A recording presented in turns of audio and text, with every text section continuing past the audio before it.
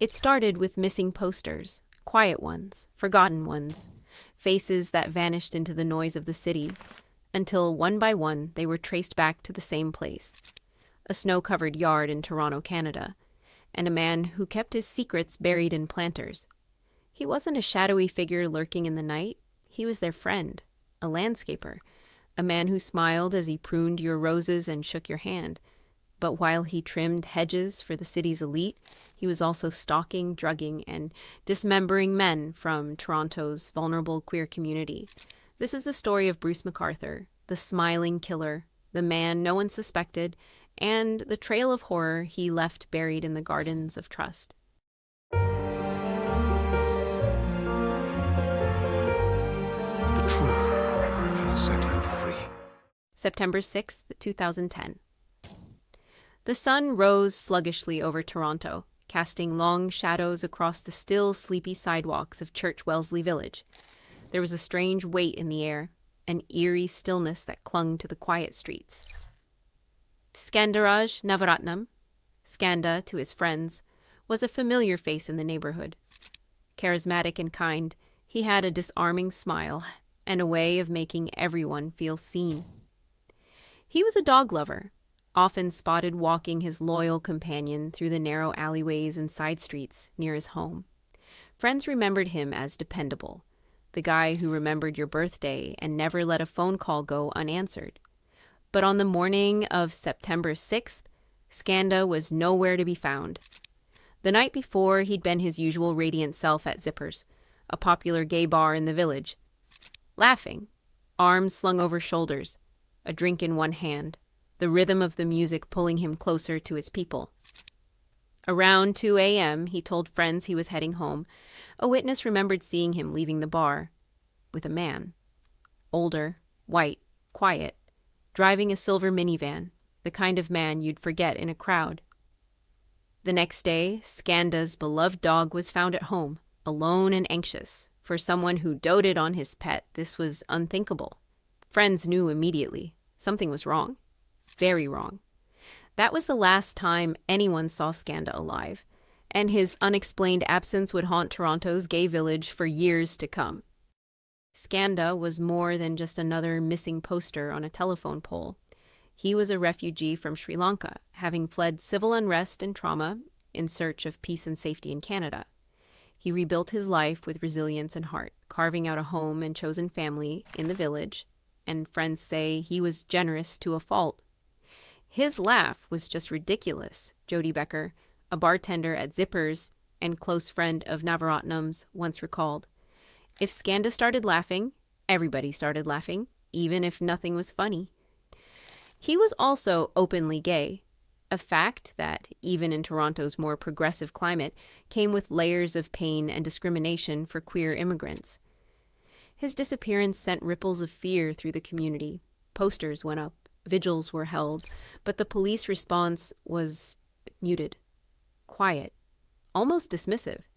For many in the village, it was a chilling reminder of how often marginalized voices go unheard. And in that silence, something evil was growing. Bruce McArthur. By day, he was the man who trimmed your hedges and planted tulips. In December, he slipped into the role of a jolly mall Santa, handing out candy canes with a chuckle that masked something far darker. A landscaper, a father, a former department store Santa Claus, and a man who walked through life in costume, his true self buried beneath layers of charm and routine. Born in 1951 in Lindsay, Ontario, Bruce was raised under the rigid grip of Baptist fundamentalism. Life on the farm was strict, devout, and silent. He married young, built a family, and worked hard. But something inside him was unraveling. In the late 1990s, he came out as gay, left his wife, and moved to Toronto's Church Wellesley Village, a place he hoped would embrace him. It did, or so it seemed. Bruce faded into the background, friendly, polite, invisible. But years before the bodies, the missing posters, and the vigils, there was already a warning sign. October 31st, 2001. Halloween night, Mark Henderson was wrapping up his afternoon. The city was preparing for a night of parties and costumes. But Mark, a nurse, was just getting home to his apartment. He'd seen Bruce around the neighborhood before, but there was always something unsettling about the man. Polite? Sure. But off. He'd avoided him when he could. There was a strange energy he couldn't quite place. But on that Halloween afternoon, Bruce followed him. As Mark approached his apartment door, keys in hand, Bruce McArthur was behind him. Silent. Intent. And as Mark turned the lock, he was struck. A hard, cold blow to the back of the skull. Mark crumpled to the floor, dazed. Blood blurred his vision. But as a nurse, he recognized the clear fluid leaking down his face. Spinal fluid. And that meant he had seconds before unconsciousness. Summoning every last ounce of strength, Mark kicked the door open and crawled inside, slamming it shut behind him. With trembling hands, he dialed 911, breathless and fading. Bruce fled the scene. But what came next was perhaps even more disturbing. Bruce McArthur walked into a police station and turned himself in. He admitted to the attack. And yet, the courts would fail to recognize Mark Henderson for who he was, a survivor, a nurse, a man brutally attacked in his own doorway. Instead, he was reduced in official records to a male hustler, a label that buried his identity and pain under stigma. Bruce was convicted of assault with a weapon and assault causing bodily harm. He did not serve a single day in jail. Instead, he was sentenced to a conditional sentence of 2 years. Less a day, followed by probation. He was ordered to stay out of Toronto's gay village, to seek anger management, to avoid contact with sex workers. But there was no ankle monitor, no check-ins, no one to ensure he stayed away. Toronto had been warned, and still the danger was left to fester, free to hunt again. And this time, he wouldn't make the same mistake of leaving anyone alive. It started like whispers in a crowded room, easy to ignore until it wasn't. December 2010, Abdulbasir Faizi disappears. A quiet man, factory worker, devoted father. He'd vanish after leaving work one evening. His car later found abandoned near Toronto's gay village. His family would only learn of his secret life once he was already gone. 2 years later, in 2012, Majid Kayhan disappeared without a trace. He was older, deeply closeted, part of a conservative community. He had quietly visited the village for years, living between two worlds. Dean Lissowick came next, but Dean wasn't listed as missing. He didn't have a permanent address or a phone number. He was a sex worker, known among locals, forgotten by systems. No one filed a report. There were no news headlines, just a silence that spoke volumes.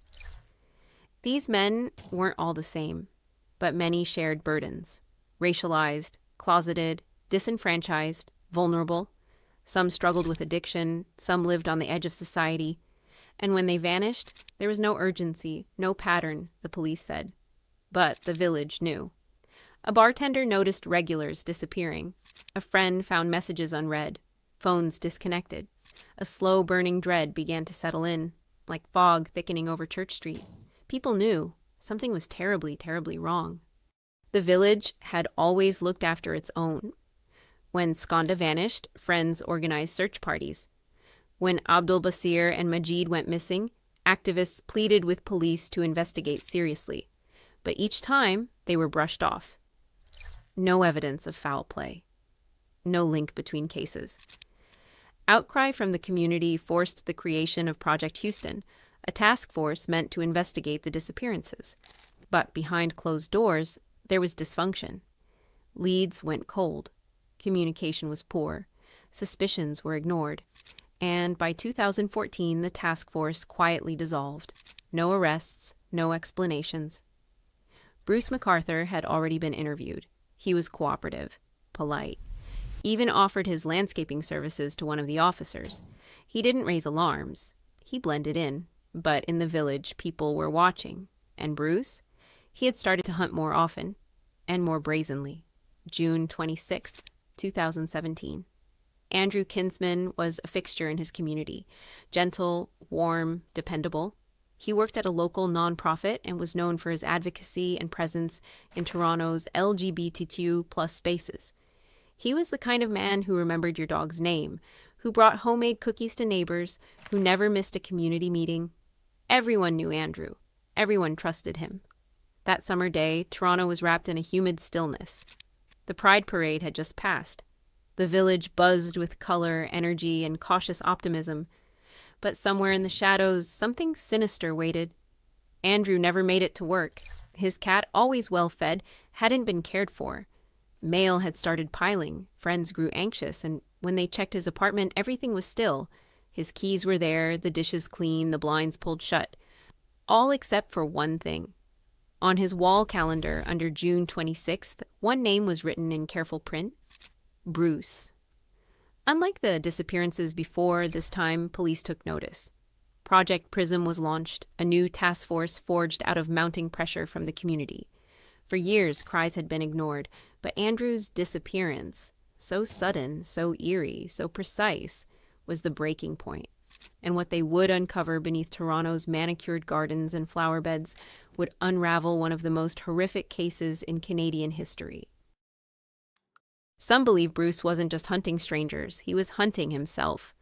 Raised under the crushing weight of fundamentalist Baptist doctrine, Bruce was taught that desire, his desire, wasn't just wrong, it was evil, sinful, damnable.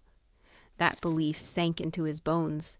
He lived a double life for decades. A father, a husband, a man who smiled for holiday photos while spiraling inside. And when he finally came out, it wasn't a clean break, it was fractured, conflicted. Friends said he seemed uncomfortable around openly gay men, struggled with intimacy, preferred secrecy, control. Psychologists would later speculate that his violence may have been fueled by internalized homophobia, a deep-rooted shame he never escaped. Instead of facing it, he turned it outward, onto others who looked like him, lived like him, loved like him. Bruce didn't just blend in with the community, he targeted it. He lured men with familiarity, with safety, with the promise of understanding.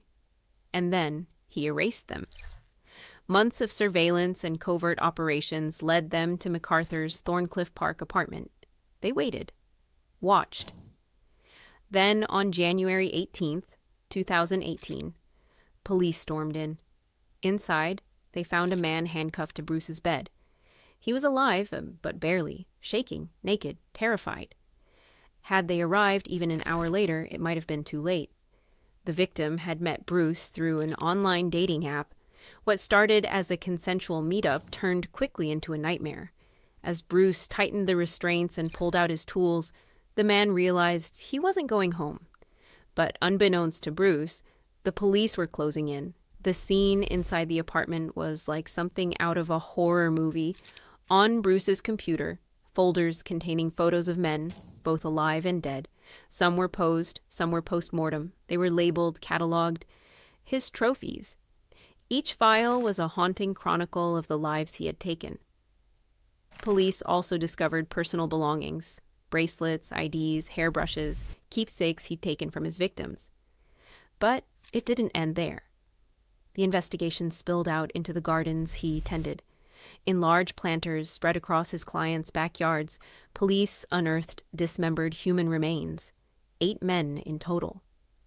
These men were later identified as Skandaraj Navaratnam, Abdul Basir Faizi, Majid Kaihan, Dean Lisowick, Sorosh Mahmoodi, Selim Essen, Andrew Kinsman, and Kirishna Kumar Kanagaratnam. Each had vanished without a trace.